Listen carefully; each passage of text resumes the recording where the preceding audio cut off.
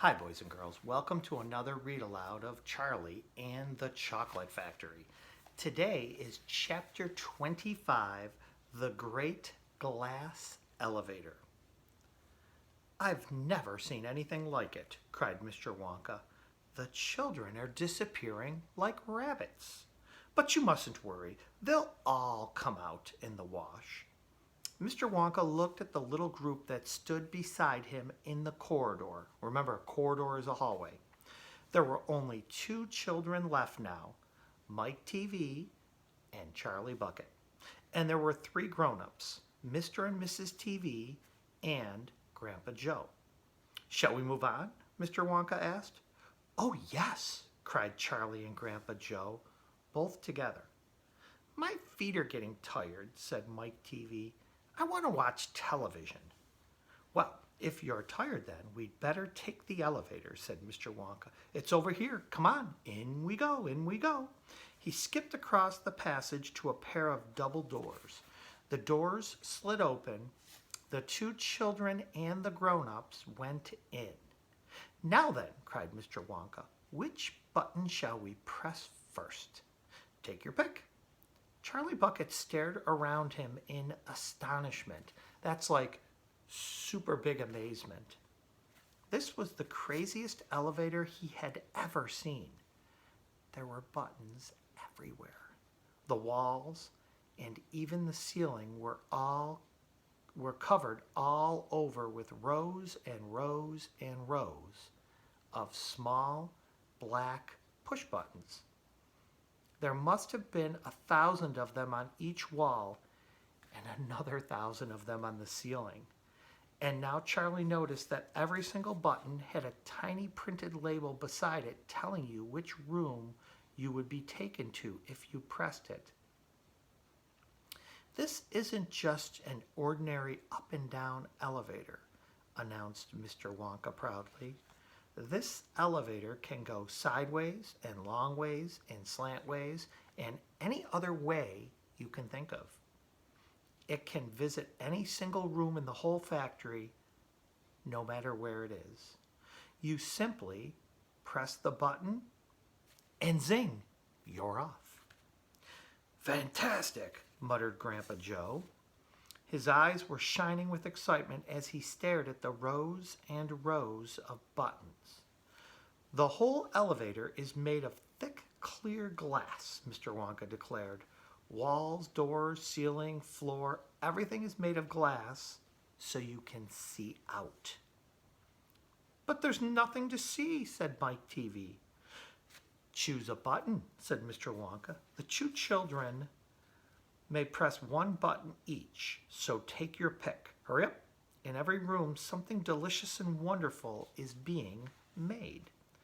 Quickly, Charlie started reading some of the labels alongside the buttons. The Rock Candy Mine, 10,000 feet deep, it said on one. Coconut Ice Skating Rinks, it said on another. Then Strawberry Juice Water Pistols. Toffee apple trees for planting out in your garden, all sizes. Exploding candy for your enemies. That sounds interesting.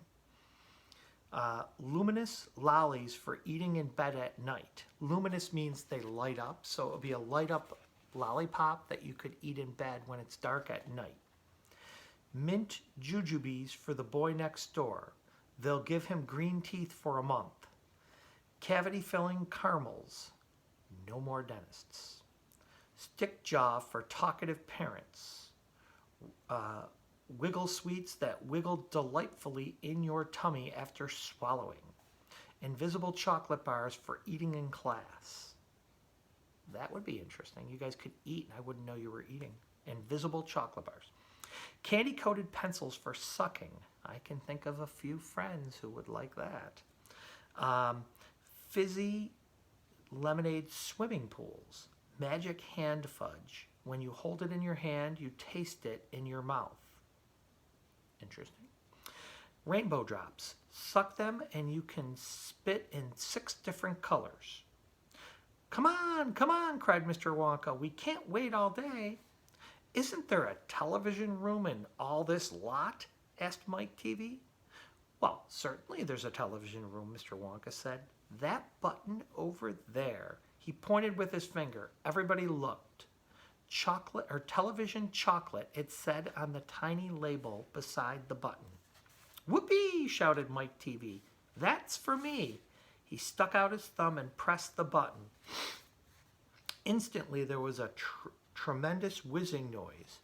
The doors clanged shut, and the elevator leaped away as though it had been stung by a wasp. But it leapt sideways.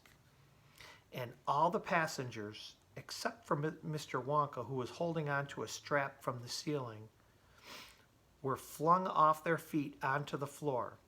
Get up, cried Mr. Wonka, roaring with laughter. But just as they were staggering to their feet, the elevator changed directions and swerved violently round a corner, and over they went, meaning they fell over again once more.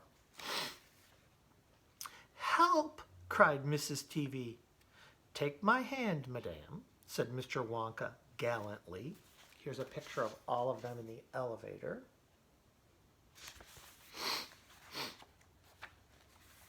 There you are. Now grab this strap. Everybody grab a strap. The journey's not over yet.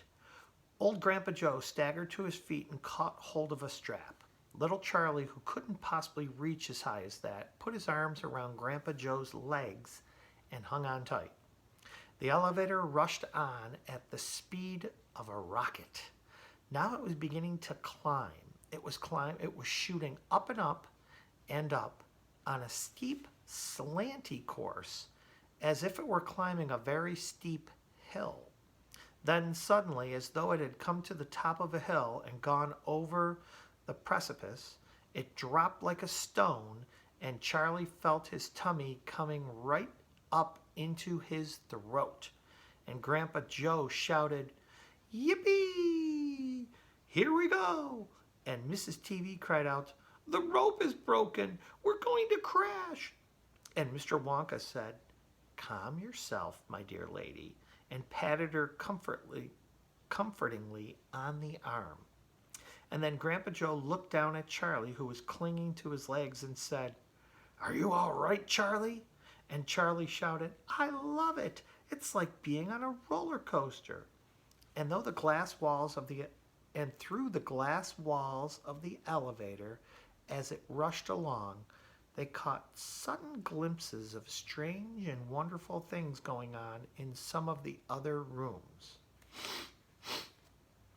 An enormous spout with brown sticky stuff oozing out of it onto the floor.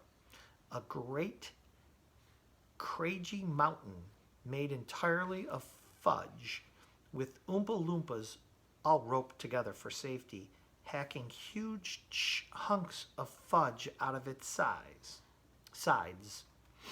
A machine with white powder sprang out of it like a snowstorm. A lake of hot caramel with steam coming off of it. A village of Oompa Loompas with tiny houses and streets and hundreds of Oompa Loompa children no more than 4 inches high playing in the streets. And now the elevator began flattening out again. But it seemed to be going faster than ever. And Charlie could hear the scream of the wind outside as it hurtled forward. And it twisted, and it turned, and it went up, and it went down, and "I'm going to be sick," yelled Mrs. TV, turning green in the face.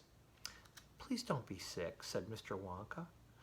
"Try and stop me," said Mrs. TV. "Then you'd better take this," said Mr. Wonka, and he swept his magnificent black top hat off of his head and held it out upside down in front of Mrs. TV's mouth.